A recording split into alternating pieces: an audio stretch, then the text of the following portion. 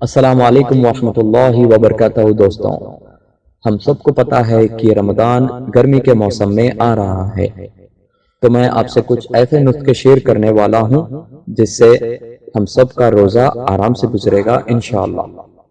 نسخہ نمبر 1، سحری میں بہت زیادہ کھانا نہ کھائے۔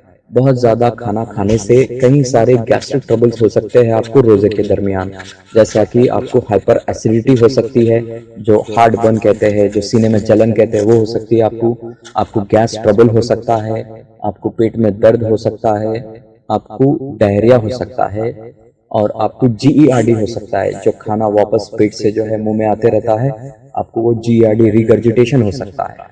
تو نسخہ نمبر 1، کھانا زیادہ نہ کھائے۔ نسخہ نمبر 2، سحری میں زیادہ مسالے دار اور زیادہ نمکین کھانا نہ کھائے۔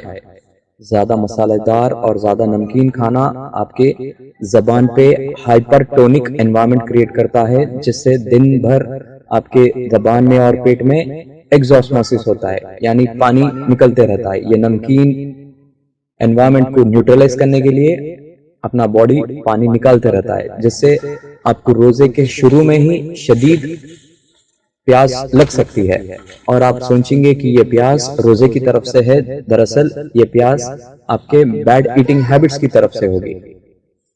تو اب رہا سوال کہ روزے میں ہم کیا کھائیں، سحری میں ہم کیا کھائیں؟ تو ٹپ نمبر 1، کھانا کم کھائے۔ ٹپ نمبر 2، کھانا اور سالن کم مسالے دار اور کم سپائسی کھائے، کم نمکین کھائے۔ ٹپ نمبر 3، سحری تھوڑی دیر پہلے ختم کر لے اور منہ اچھے سے دھو لے، اس سے آپ کا زبان جو ہے آئسوٹونک ہو جائے گا، جس سے آپ کو زیادہ پیاس نہیں لگے گی۔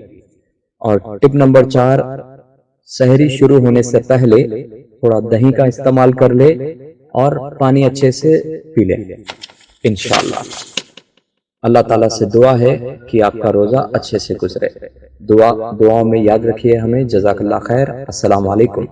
سبسکرائب کیجئے ہمارے چینل اور دبائیے بیل کا آئیکن تاکہ آپ کو ریگولر نوٹیفیکیشن اپڈیٹس مل سکے۔